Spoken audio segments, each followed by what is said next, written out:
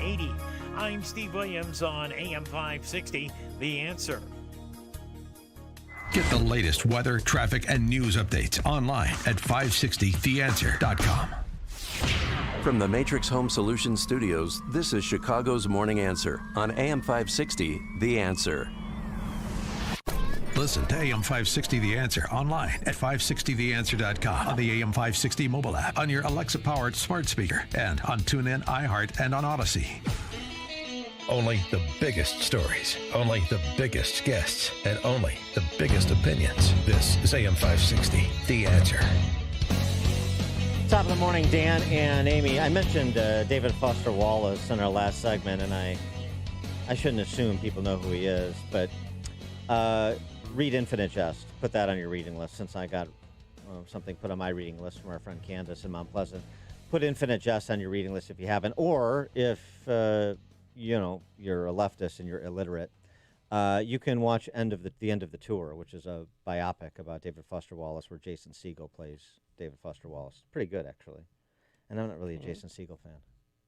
No, you're not a Jason. I can't see you being a Jason Segel fan. No, I don't find it very funny. But he was in this more dramatic role. He was pretty good. All right, switching gears. Our friend Julie Kelly and the folks at Am Greatness are on this case in a way that nobody else really is, and that's all of this video evidence that apparently the government has, some 14,000 hours of video evidence about from January 6th, what happened on January 6th when the Capitol was desecrated. And this is important not because I want every day to be January 6th like Nancy Pelosi does. And CNN. Well, of course. They bring it up every day. But because there's this idea of a commission afoot, a la 9/11 commission for January 6th, and the ranking member of the House Homeland Security Committee seems to be on board with it, even if House Minority Leader Kevin McCarthy isn't yet. And the video, some of the video that's been released, it's only 14,000 hours, but listen to this,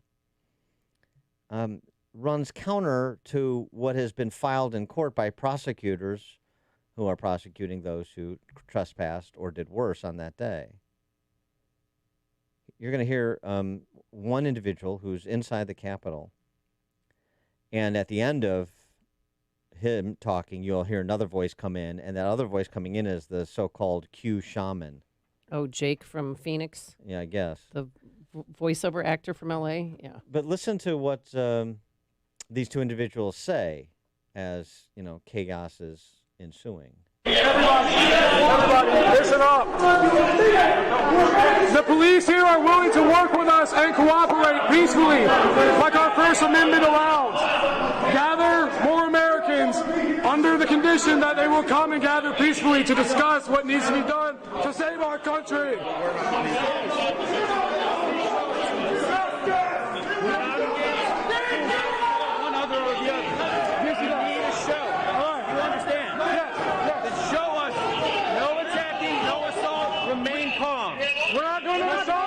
We're going to be heard. Everybody, this must be peaceful. This has to be peaceful.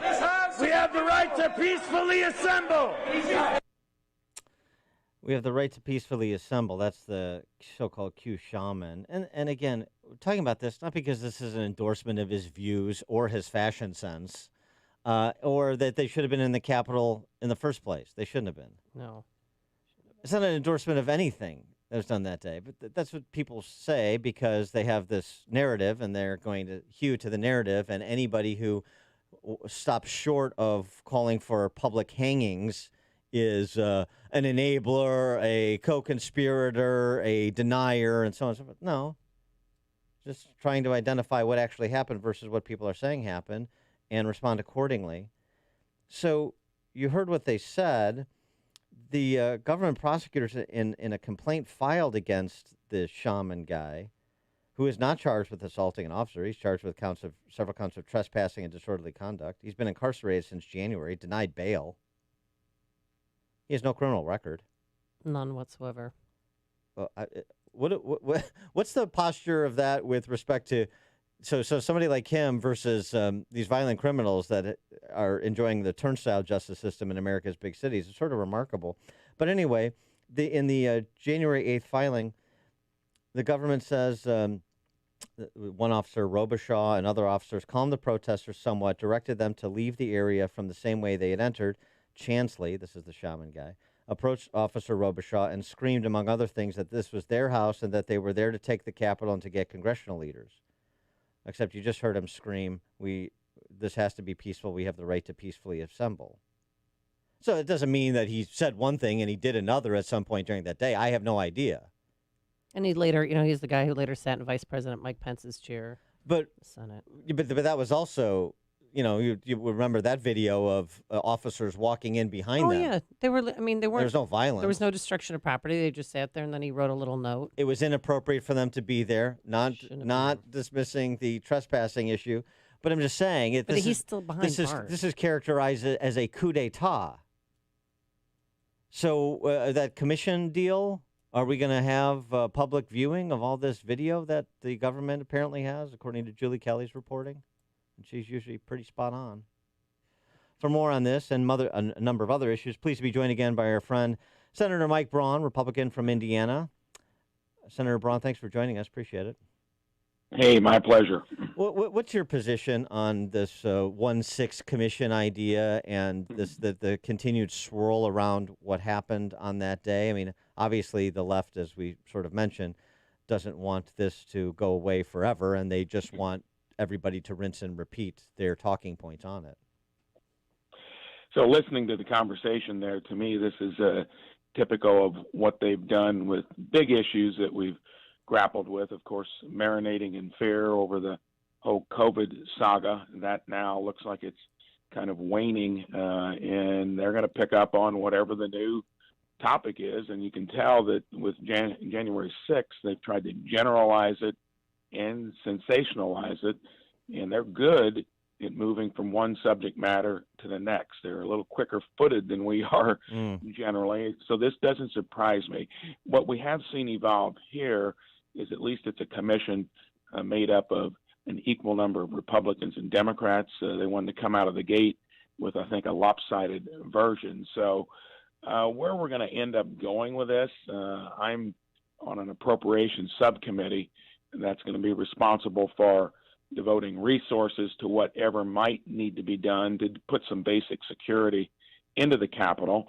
And of course, they're wanting to do a $2 billion emergency kind of outside of normal appropriations approach, again, to continue that conversation. So I think where this is going to go, what it's going to end up with, what's going to come out of it that might be used for some type of legislative approach to what happened on January 6th remains to be seen. Sometimes these issues ebb and flow in a way that your timing might be off. I think more people are concerned about some of the chaos in the economy and the border, to where can they keep the focus on January 6th when they've tried to blow it, to me, out of proportion. It was kind of a horrific day in the particularity of it, but they're going to ride it as long as they can. Yeah. Senator Braun, did you ever fear for your safety that day? Ironically, I was one of 10 senators that was headed to the chamber because it was going to be a long day. And as I was nearing the chamber through the kind of tunnel system between the office buildings and the Capitol, here some folks start running the other direction with some Capitol police escorting them. And message to me was, go back to your office, lock the door, and we'll come and get you. So, no, I was watching it outside. It looked like it was getting rowdy. You could see that there was some disturbance near, and I think that I was surprised that you could breach the Capitol that easily. And if there's going to be a practical result of this, I think in this day and age, you need to spend some basic investment on protecting the first level, maybe retrain Capitol Police, who I think were totally caught off guard by the way it eventuated.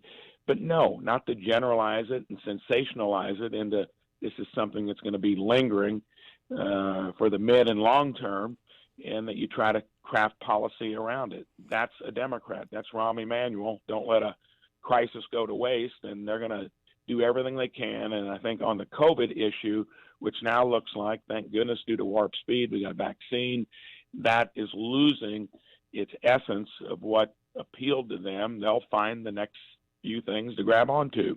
Let's get to some other issues, including one you just mentioned. Your colleague, Ron Johnson, put out a handy-dandy chart of border apprehensions week by week over the last 2 years. And what you see ultimately is when Joe Biden was sworn in on January 20th, you had border apprehensions at about 3,000 to 4,000 a week. And now we're up for the better part of the last 2 months to north of 40,000 per week. And the message is we throw some money at Northern Triangle countries and we tell people don't come here, but we won't do anything if you do. And that's just going to be the Biden administration policy. There doesn't seem to be any move despite this tenfold, 12-fold increase in border apprehensions. They're also good at diverting attention. I was among the 18 or so senators that were down there a few months ago, and a couple vivid memories from it would have been the Thursday night. We got there late, went down to the Rio Grande. You could see a steady stream of looked like mostly young women and kids directed across the river, and this is in the middle of the night with arrows pointing where you go once you make it halfway across the Rio Grande. I found out that that's where our side has to shepherd you completely across. Then we visited the Donna facility, 45-year low in the Border Patrol, the experts. 2 reasons. Stay in Mexico policy was the second most important reason. The wall, they said, by far spread their resources further to where it was working, and that's why you had so few. And in March, I think we were 145,000, April 175. Now we could eclipse 200,000. That's a broken situation down there. They've been dispersing people from those crowded facilities into a couple dozen states and done nothing but moved the focus from the few facilities down there that were just wretchedly overcrowded around the rest of the country. Catch and release back in as their policy. It's going to blow up. Back in 2018 when I ran, that high cost of health care and the economy were the 3 big issues. It's not going to go away because their policies are bad. And is there any sense that there's any change either from Mayorkas at DHS or from the Biden administration at the highest level, the president, vice president, in terms of their approach? No, because we actually interviewed him through the Health, Education, Labor, and Pensions Committee, or either it was one of the Appropriations Committee. And I asked, what about your multifaceted approach? And got him to be on record, even though you could barely hear him say it, that they are going to completely get rid of the stay in Mexico policy. Also ask about completing the wall, and they're thinking about that now because the Border Patrol is saying at least give us that. They've got gates that were partially installed to let farmers go back and forth that are inoperable, and they've got 100-foot gaps here and there that I guess the only good thing about it is at least funnels individuals illegally crossing, so it's easier for the Border Patrol to see them. So I think they're going to try to deny anything that was working vis-a-vis Trump, but the practicality of it, they're going to have to eat crow and probably adopt some of that if it doesn't blow up to be a major 2022 election issue. He is Senator Mike Braun, Republican from Indiana. Senator Braun, thanks for joining us again. Appreciate it. Hey, my pleasure. Thank you. And he joined us on our turnkey.pro answer line. Connect with Dan and Amy on the AM 560 The Answer.